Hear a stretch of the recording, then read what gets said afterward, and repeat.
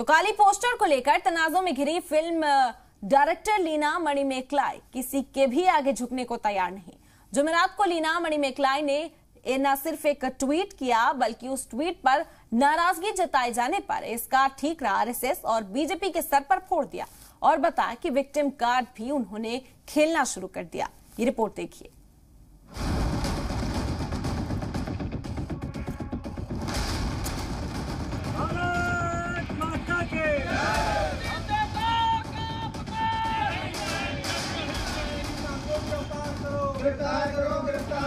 हिंदू आस्था का मजाक और मखौल उड़ाना, क्या ये प्रोग्रेसिविज्म और लिबरलिज्म है? ये सोची समझी साजिश है हमारी आस्थाओं पर कुठाराघात करने।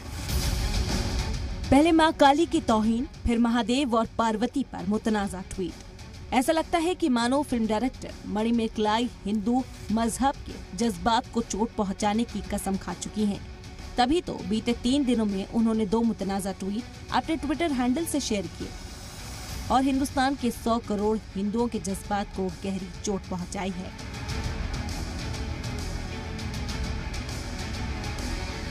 लीना के इन ट्वीट्स को लेकर मुल्क भर में जबरदस्त एहतजाज किया जा रहा है।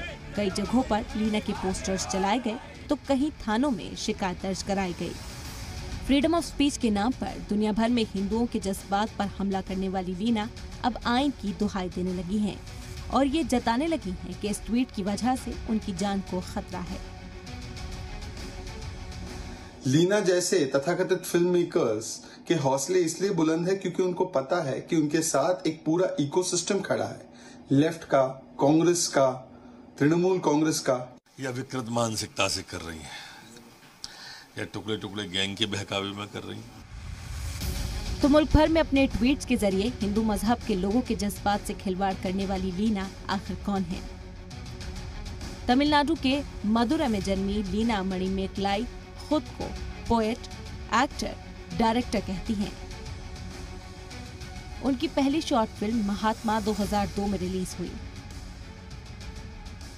और पहली ही फिल्म में उन्होंने मंदिरों में पुजारियों के जरिए नाबालिग बच्चियों के साथ अस्मतदरी का मुद्दा उठाया, जिस पर जमकर बवाल हुआ। साल 2004 में उन्होंने दलित खवातीन पर एक शॉर्ट फिल्म बनाई। साल 2011 में उनकी पहली फीचर फिल्म सिंगादल को फहश और मुतनाजा जबान की वजह से सेंसर बोर्ड ने पास करने से इनकार कर दिया था। सेंसर बोर्ड को ये अंदाजा भी था कि लीना मणिमेकलाई की ये फिल्म हिंदुस्तान और श्रीलंका के दोस्ताना रिश्तों के लिए खतरनाक है।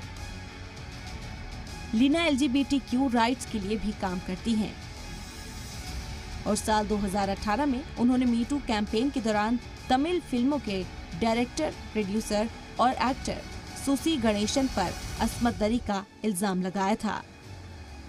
सुसी गणेशन ने भी लीना के खिलाफ मानहानि का मुकदमा दर्ज कराया था और उस मामले में लीना का पासपोर्ट भी लगभग 3 साल तक जब्त रहा। एक फेलोशिप पर कनाडा पहुंचने के बाद लीना ट्विटर पर एक्टिव हैं। 31 मई को भी उन्होंने एक ट्वीट किया था जिसमें उन्होंने लिखा था कि हिंदुस्तानी सभ्यता अस्मतदरी सभ्यता है।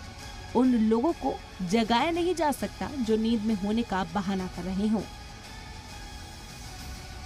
उन्होंने 28 जून को ट्वीट किया था कि सहाफियों और ह्यूमन राइट्स कारकुनान को गिरफ्तार करके क्या बीजेपी नई जेलें बना रही है या फिर पूरे मुल्क को ही बड़ी जेल में बदलने की तैयारी है।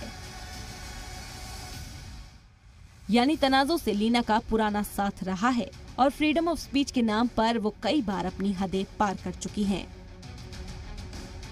काली फिल्म पर मुतनाजा तस्वीर ट्वीट करने के बाद से ही लीना के खिलाफ हिंदुस्तान में गुस्सा है। कई रियासतों में उनके खिलाफ FIR दर्ज कराई गई है। 4 जुलाई को लखनऊ में, फिर दिल्ली में, 6 जुलाई को गुवाहाटी और भोपाल में लीना के खिलाफ पुलिस में शिकायत दर्ज कराई गई।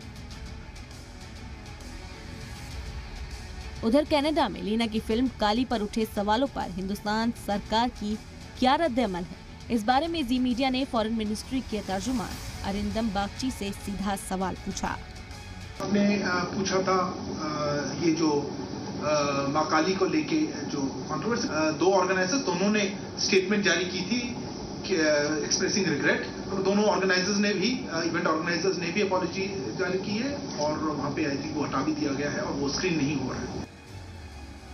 अब इंतजार है रीना के हिंदुस्तान लौटने का और इसके पूरे आसार हैं कि कानून उसके बाद अपना काम करेगा। ब्यूरो रिपोर्ट, जी मीडिया।